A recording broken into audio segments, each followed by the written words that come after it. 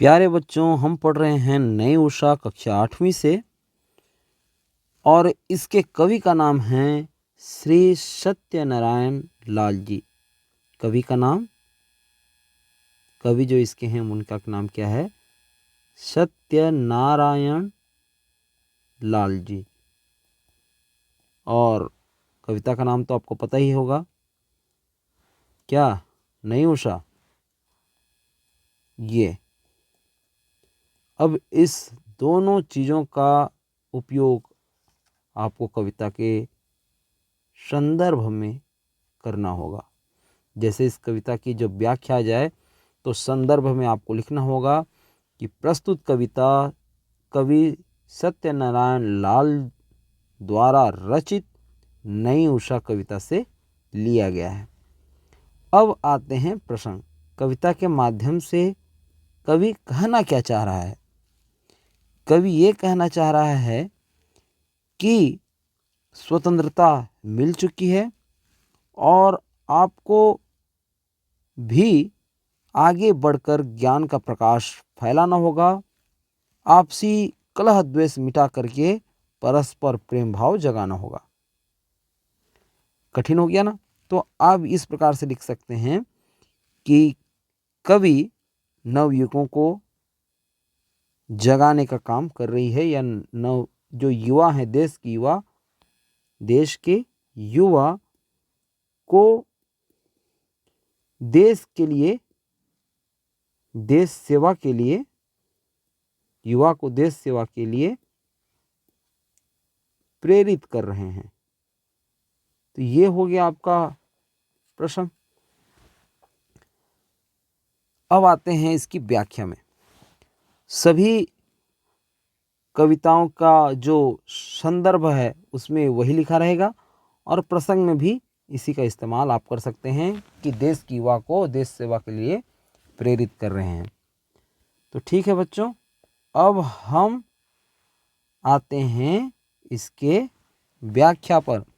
उठो नई किरण लिए जगा रही नई उषा, उठो उठो नए संदेश दे रही दिशा दिशा, खिले कमल अरुण तरुण प्रभात मुस्कुरा रहा, गगन विकास का नवीन साज है सजा रहा, उठो चलो बढ़ो समीर शंख है बजा रहा, भविष्य सामने खड़ा प्रशस्त पथ बना रहा, उठो किसी स्वेद से करो धरा को उर्वरा, कि सस्य श्यामला सदा बनी रहे वसुंधरा, अभय चरण बढ़े समान फूल और सूल पर, कि हो समान स्नेह स्वर्ण राशि और धूल पर,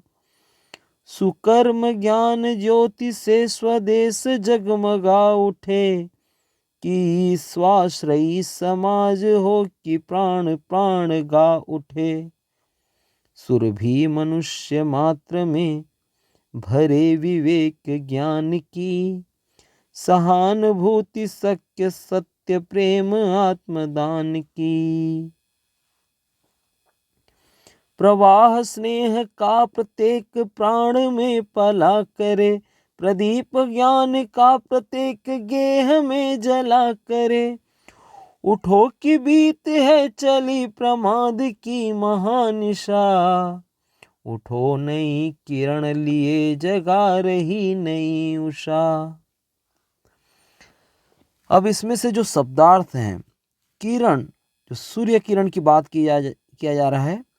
नई उषा मतलब नई उषा, नई सुबह। और इस नई सुबह का तात्पर्य आज़ादी के बाद जो हमें मिला है प्रथम दिन, तो ये एक प्रकार की हमारे लिए नई सुबह है, एक नई शुरुआत करने का समय है, इसलिए उसको नई उषा कहा गया है।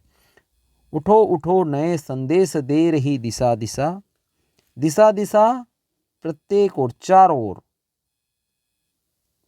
चारों ओर। तो ये हो या आपका शब्दार्थ। अब हम देखते हैं इसका क्या है भावार्थ। उठो किनको बोला जा रहा है? देश की युवाओं को। नई किरण लिए जगा रही नई उषा। नई किरण, पराधीनता के बाद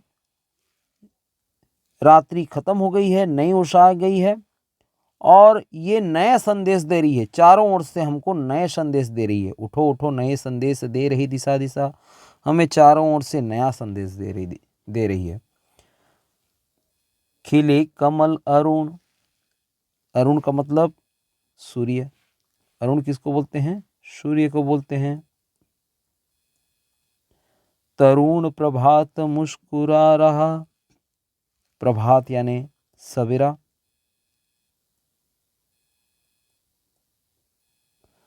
तरुण, तरुण का अर्थ होगा जवान, जवान सवेरा, मतलब वही नए सवेरा के विषय में ही बात किया जा रहा है। गगन विकास का नवीन साज है सजा रहा। गगन यानी होता है आसमान, विकास का नवीन, नवीन यानी नया, साज यानी होता है संगीत। खिले कमल अरुण, कमल खिल रहे हैं। खिले अमल करुण, अरुण सूर्य जो है जवान प्रभात मुस्कुरा रहा। सूर्य से जो सुबह आया है वो एक प्रकार की उसमें जवानी है और वो मुस्कुरा रहा है। गगन विकास का नवीन, गगन विकास का नवीन, और जो आसमान है वो इतनी विकसित हो रही है, एक प्रकार से नयापन इसमें आ गया है। साज है सजा रहा, मानो वो आगे बढ़ने के लिए संगीत सुना रहा है। तो ऐसी स्थिति में उठो और चलो और बढ़ो। समीर शंख है बजा रहा। समीर, समीर हवा को बोलते हैं, पवन झोंका को। पवन चलती है तो मानो शंख बज रही है। और शंख कब बजाया जाता है? युद्ध के समय। युद्ध के समय जब ललकार होता है तब शंख बजता है। तो आज भी हमें उठ जाना है, आगे बढ़ना है और देश के विकास के लिए अपने आप को शामिल करना है। भविष्य सामने खड़ा प्रशस्त पद बना रहा। भविष्य सामने खड़ा है। आज हम जो भी कुछ करेंगे उससे ही हमारा भविष्य बनेगा और वो खड़ा है, प्रशस्त पद बना रहा। प्रशस्त यानी आगे, प्रशस्त का अर्थ होगा आगे, आगे रास्ता वो बना रहा है। जो भी हमारे पास जो सामने जो भविष्य है वो हमारे आगे रास्ता वो खुली हुई है।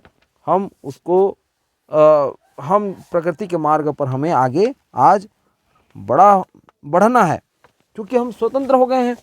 अब किसी भी प्रकार की कोई रुकावट नहीं है। उठो की सींच स्वेद से करो धरा को उर्वरा। आज उठ जाना है, देश की युवाओं को बोल रहा है, ये बोल रहे हैं कवि कि उठना है। और सींच स्वेद से, सींच, सींच यानी सींचना है किससे? स्वेद से। स्वेद से सींचना है, पसीना से। और पसीना से कैसे सींचा जाता है? जब आदमी मेहनत करता है तो पसीना उसके शरीर से निकलती है। मेहनत के बिना कहाँ पसीना निकलेगा? तो उठो की सींच स्वेद से करो धरा को उर्वरा। हमें पसीने से यानी कड़ी मेहनत से धरती माँ को उर्वरा करना है, उपजाऊ बनाना है। कि सस्य श्यामला सदा बनी रहे वसुंधरा। वसुंधरा यानी धरती, सदा बनी रहे वसुंधरा, धरती जो है सदा बनी रहे। क्या, किससे? सस्य श्यामला। सस्य श्यामला मतलब शस्य यानी होगा अनाज, और श्यामला अनाज से जो है पूरी हरियाली जो है ये हमेशा बनी रहेगी। कब? जब हम पसीना से इसको सींचेंगे। अभय चरण बढ़े, अभय चरण बढ़े, अभय यानी बिना डरे, चरण यानी पैर, बिना डरे पैर आगे बढ़े। समान फूल और सूल पर, समान रूप से, चाहे वो फूल रहे चाहे कांटा रहे, उस पर जो है हमारा जो पैर है वो बिना डर के जो है आगे बढ़ना है। चाहे कठिनाई का वक्त हो, चाहे वो एक खुशी का पल हो, हमें इस पर जो है समान रूप से आगे बढ़ना है कि हो समान स्नेह, हमें समान रूप से जो है इस पर जो है प्रेम रखना है। स्वर्ण सोने पर, स्वर्ण राशि, और धूल पर, और धूल यानी एक तुच्छ वस्तु। यहाँ पर धूल जो है जो नीचे लोग हैं, गरीब हैं, और स्वर्ण राशि जो अमीर हैं उनको बोला गया है। इन पर जो है हमारा समान स्नेह रहे, हमारी जो प्रेम है वो समान रूप से रहे। हमें गरीब के लिए अलग और अमीर के लिए अलग व्यवहार नहीं रखनी है, सबको समान रूप में चल के हमको आगे बढ़ना है। सुकर्म ज्ञान ज्योति से स्वदेश जगमगा उठे। सुकर्म अच्छा कर्म, ज्योति से प्रकाश से, किसकी प्रकाश से? ज्ञान की प्रकाश से। स्वदेश जगमगा उठे, अपना देश जो है जगमगा उठे। अच्छा काम और ज्ञान की ज्योति से, शिक्षा की ज्योति से अपना देश जगमगा उठे। कि स्वाश्रयी समाज हो। स्वाश्रयी मतलब स्वावलंबी, अपने बलबूते पर जो खड़ा रहता है जो समाज, उसको हम स्वाश्रयी कहेंगे। तो स्वाश्रयी समाज हो, प्राण प्राण गा उठे। प्राण प्राण यानी प्रत्येक व्यक्ति, प्राण प्राण, एक व्यक्ति का एक प्राण, लेकिन पूरे समाज में जितने व्यक्ति हैं तो प्राण प्राण उसी को बोला गया है। प्रत्येक व्यक्ति जो है गा उठे। प्रत्येक, कोई उसमें से ऐसा ना हो कि किसी हाथ को काम मिला है, किसी हाथ को काम भी नहीं मिला है, ऐसा नहीं। पूरा समाज जो है वो स्वाश्रयी हो जाए, स्वावलंबी हो जाए, लोगों के लिए काम रहे। सुरभि मनुष्य मात्र में, सुरभि मतलब सुगंध, मनुष्य मात्र में विवेक ज्ञान की। मनुष्य में जो है जो सुगंध जो भर सकती है वो क्या है? वो ज्ञान की सुगंध भर सकती है। ज्ञान, इसलिए प्रत्येक मनुष्य को जो है अनपढ़ निरक्षर न रहे, वो विवेक ज्ञान से पूरी हो जाए, परिपूर्ण हो जाए। सहानुभूति सख्य सत्य प्रेम आत्मदान की। सभी गरीबों के प्रति सहानुभूति रखें, सख्य रखें, प्रेम भाव रखें, मित्रता रखें। सत्य प्रेम आत्मदान की, सत्य और प्रेम के मार्ग पर चल करके सब कोई आत्मदान की, सब कुछ अपना बलिदान करने की भावना रखें। ये इस प्रकार से कवि की मंशा है, देश के युवाओं को ये बोल रही है। इस कविता के माध्यम से इस प्रकार से हम देख पा रहे हैं कि ये सारा चीज जो है इस कविता का भावार्थ है। अंतिम पद्य हम देखते हैं। प्रवाह स्नेह का प्रत्येक प्राण में पला करे। प्रत्येक प्राण में पला करे। प्रत्येक प्राण, प्रति व्यक्ति, हर व्यक्ति, हर व्यक्ति में पला करे। क्या पला करे? क्या रहे उसमें? प्रवाह स्नेह का, स्नेह का प्रवाह रहे। स्नेह यानी प्रेम का प्रेम बहे। प्रदीप ज्ञान का, प्रदीप दीपक को बोलते हैं, दिया को बोलते हैं। किसका दिया? ज्ञान का दिया। ज्ञान का दिया प्रत्येक गेह में, प्रत्येक हर घर में जला करे, जले।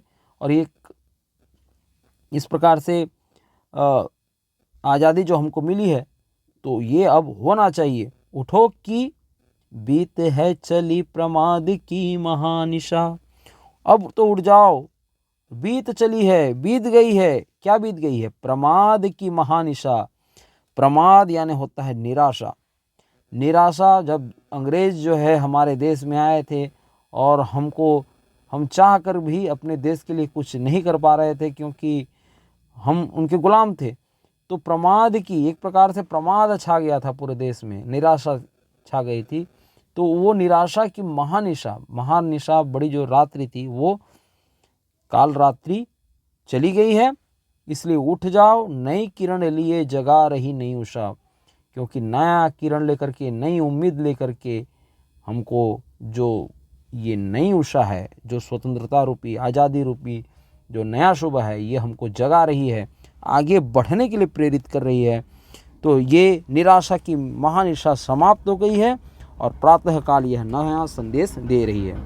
आशा है आपको जो है ये कविता समझ में आ गया होगा। आप इसके प्रश्न अभ्यास आसानी से कर लेंगे। अब बच्चों हम एक दूसरे पार्ट के साथ आपके समक्ष प्रस्तुत होते हैं। आप चैनल में नए हैं तो इस चैनल को सब्सक्राइब कर लीजिए। बहुत बहुत धन्यवाद, आप शुरू से आखिरी तक जो है हमको सुना, इसके लिए।